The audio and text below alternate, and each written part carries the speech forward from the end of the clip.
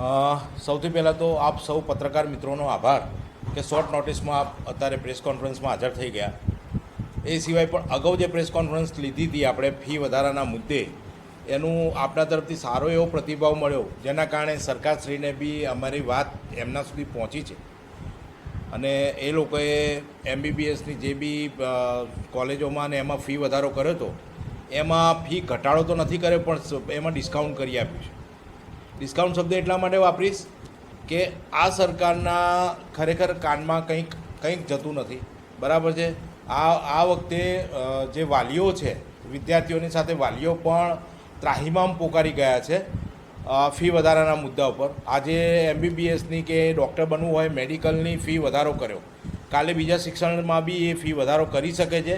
એ હેતુથી અમે એક જ વાત કરીએ છીએ કે ફી વધારો નહીં, પણ જે હતી એમાં બી જો કદાચ ઓછી કરવાની હોય તો કરો, બરાબર. FRCનો મુદ્દો લાવ્યા હતા માનનીય આરોગ્ય મંત્રી સાહેબશ્રી, કે FRCમાં અમે આવતા વર્ષે ફી વધારાના મુદ્દા માટે અમે જઈશું. હું એમ કહું છું કે આવતા વર્ષે તમે FRCમાં જવાની વાત કરતો તો ફી વધારો જે કર્યો તમે FRCને પૂછ્યા વગર કર્યો હતો. મેન મારો ક્વેશ્ચન જનતાનો સવાલ છે, જનતા FRCને ઓળખતી નથી. પહેલી વસ્તુ સમજો, FRC તમે લાવ્યા છો, બરાબર છે. FRCનો મિનિંગ શું થાય કે ભાઈ કોઈપણ કોલેજમાં કે કોઈપણ જગ્યાએ ફી વધારો કે ઘટાડો કરો તો ફી રેગ્યુલેટરિંગ જે હોય છે એનો મતલબ FRC થાય છે. FRCને પૂછ્યા વગર તમે ફી વધારો પણ ના કરી શકો અને ઘટાડો પણ ના કરી શકો. તો કોને પૂછીને તમે ફી વધારો કરેલો?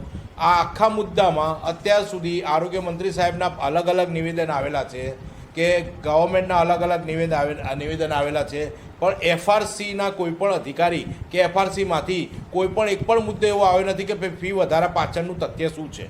ફી વધારા પાછળનું તથ્ય શું છે? અમે લાસ્ટ ટાઈમ પણ કહી ચૂકેલું કે ધનાઢ્ય વ્યક્તિના જે છોકરાઓ છે એ ભણીને ડૉક્ટર બને, આગળ જતાં એ ધંધો બાપ દાદાનો ધંધો સંભાળે. બાપ દાદાનો ધંધો એટલે ફાધર ડૉક્ટર છે, છોકરો ડૉક્ટર બનવા લાયક નથી, પણ ફી ધોરણ ઊંચું છે તો ફી ભરી શકે છે, એટલે ગમે તે રીતે એ ડૉક્ટર બનશે એટલે પોતાની પ્રાઇવેટ હોસ્પિટલ ચાલુ કરીને એ ધંધો એક જ ધંધો જ કરશે, સેવાકીય પ્રવૃત્તિ માટે નથી. આ ફી વધારા માટે સરકારે ગવર્મેન્ટે અત્યારે હાલમાં MBBSની ફી ઘટાડોની પણ ડિસ્કાઉન્ટ કરીને પ્રજાને ઉલ્લુ જ બનાવી છે. અત્યારે મૂર્ખતા જ પબ્લિકની બતાવે છે કે ભાઈ તમે મૂર્ખ છો કે અમને ચૂંટીને લાવો છો. MBBSની ફીમાં 5.5 લાખ 5.50 લાખ ઘટાડીને 3.75 લાખ કરી, એટલે એનો મતલબ શું થાય કે એક ડિસ્કાઉન્ટ જ આપે છે. ગવર્મેન્ટ આ ધંધો લઈને બેઠી છે, અને ધંધામાં જેમ આપણે કોઈ જગ્યાએ કાપડ લેવા જઈએ છીએ, 100 રૂપિયાનું કપડું છે, પણ એમ કહે છે કે ભાઈ અમારા આજે 10% તમને ડિસ્કાઉન્ટ. આ એક પ્રકારનું ડિસ્કાઉન્ટ, એક વેપારીકરણ થઈ ગયું છે. અને વેપારીકરણ આમ આદમી પાર્ટી કોઈ દિવસ સાખી નહીં લે. આમ આદમી પાર્ટી હોસ્પિટલ કેર કમિટીના અધ્યક્ષ સ્થાનેથી હું વિનોદ પરમાર અને મારી ટીમ વતી સરકારને એક જ સંદેશ આપવા માગું છું કે આ ધંધો બંધ કરો. ધંધો જ હું કહીશ, કારણ કે અત્યારે ફી વધારાનો મુદ્દો બહુ જ ચગેલો છે. દરેક મીડિયામાં દરેક પાર્ટી આ મુદ્દાથી આગળ વધી રહી છે, પણ અમારું તો કહેવું એક જ છે, હોસ્પિટલ કેર કમિટી આમ આદમી પાર્ટી, એનો મતલબ જ એ થાય કે હોસ્પિટલને લગતા કોઈપણ પ્રકારના પ્રશ્નો હશે, હોસ્પિટલને લગતા, ડૉક્ટરને લગતા, કે અંદર કામ કરતા કર્મચારીને લગતા, દર્દીને લગતા, દર્દીને સગાને લગતા, કે દર્દીના રોગને લગતા, કે એની કોઈ મશીનરીને લગતા, કોઈપણ પ્રકારના હોસ્પિટલથી સંબંધિત કોઈપણ પ્રકારના પ્રશ્નો હશે, તેમાં હોસ્પિટલ કેર કમિટી પહેલાં જ આગળ આવશે. હોસ્પિટલ કેર કમિટી આમ આદમી પાર્ટીની એક પાંખ છે, અને આમ આદમી પાર્ટી હંમેશા સતત જનતા માટે, પબ્લિક માટે અવાજ ઉઠાવતી રહી છે પહેલેથી, એનો રેકોર્ડ છે અને ઉઠાવતી રહેશે. આ એક મુદ્દો અમારો એક હતો. સરકારે ડિસ્કાઉન્ટ આપ્યું કે ગમે તે કર્યું, પણ અમારા મુદ્દાને ધ્યાનમાં રાખીને એ સરકારને ઝૂકવું પડ્યું છે. ભાજપ સરકારની તાનાશાહી આગળ અમે આજે પણ નહીં ઝૂક્યા અને કાલે પણ નહીં ઝૂકીએ. હવે આજે જે ફી ઘટાડાની જાહેરાત મંત્રીશ્રી સાહેબે કરી છે, એમાં ડિસ્કાઉન્ટ છે, અમે સહેજ પણ સાખી નહીં લઈએ. આ ફી વધારાના મુદ્દે અમે અગાઉ પ્રેસ કોન્ફરન્સ પર આપની સાથે ડિસ્કસ કરી હતી. એ સાથે સાથે આરોગ્ય મંત્રી સાહેબના ત્યાં 3 પેજનું અમે આવેદન આપેલું છે. 3 પેજ ભરીને આવેદન આપેલું છે. આવેદનમાં ફી ઘટાડાનો મુદ્દો અમે લીધેલો છો. બીજો લીધો તો કોરોના વેક્સિનના કારણે જે આડઅસરો થઈ છે એની સ્પષ્ટીકરણ કરવાનું કહ્યું છે. ત્રીજો મુદ્દો લીધો છે અમે કોન્ટ્રાક્ટ કર્મચારીઓ માટેનું શું આયોજન છે, મતલબ એની કોઈ પગારની તારીખ ફિક્સ નથી હોતી, કોન્ટ્રાક્ટ કર્મીઓને તકલીફ પડે, વાર તહેવારે બી ઘણી વખત એમનો પગાર થતો નથી હોતો.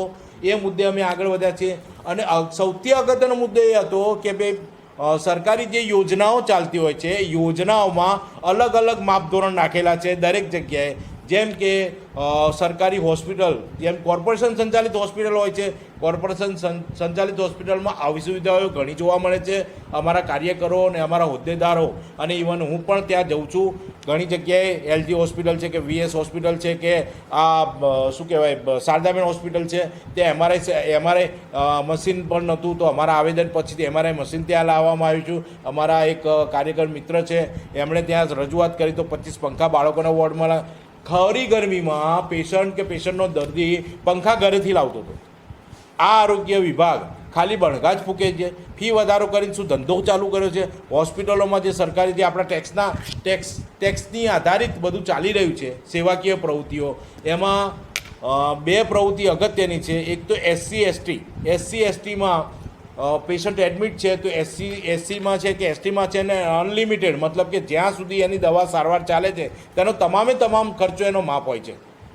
પીએમજેવાય યોજના એમાં સર્ટેન લિમિટ છે, દાખલા તરીકે 5 લાખ વધારીને 10 લાખ કરી, પણ છેલ્લા 10-15 દિવસથી દરેક હોસ્પિટલની અંદર એનું સર્વર ડાઉન બતાવવામાં આવે છે. નવા કોઈ કાર્ડ ઇસ્યુ થતા નથી. કહેવામાં આવે છે કે સર્વર ડાઉન છે, પણ સર્વર ડાઉન નથી. પીએમજેવાય યોજનામાં અમુક હોસ્પિટલો જ લીધેલી છે, અમુક હોસ્પિટલ સિલેક્ટેડ હોસ્પિટલ, પણ એ લોકોના પણ જે કરોડો અરબો રૂપિયાના બિલ ચૂકવણા નથી થયા એના કારણે એ નવેસરથી અત્યારે નવા પેશન્ટો પીએમજેવાય યોજનામાં એડમિટ કરતા નથી. તો શું સરકારની આ લાલિયા વેડાના કારણે, આ લાલિયાગીરીના કારણે શું આ જે ગરીબ દર્દીઓ છે એ લોકોને હાલાકી ભોગવવાની? ગરીબ દર્દીઓને બિચારાને પીએમજેવાય યોજના એટલે શું સમજ નથી, તો એમને એસસી એસટીની પણ સમજ નથી. પણ એસસી એસટીમાં શું છે કે ઘણી ખરી કોર્પોરેશન હોસ્પિટલ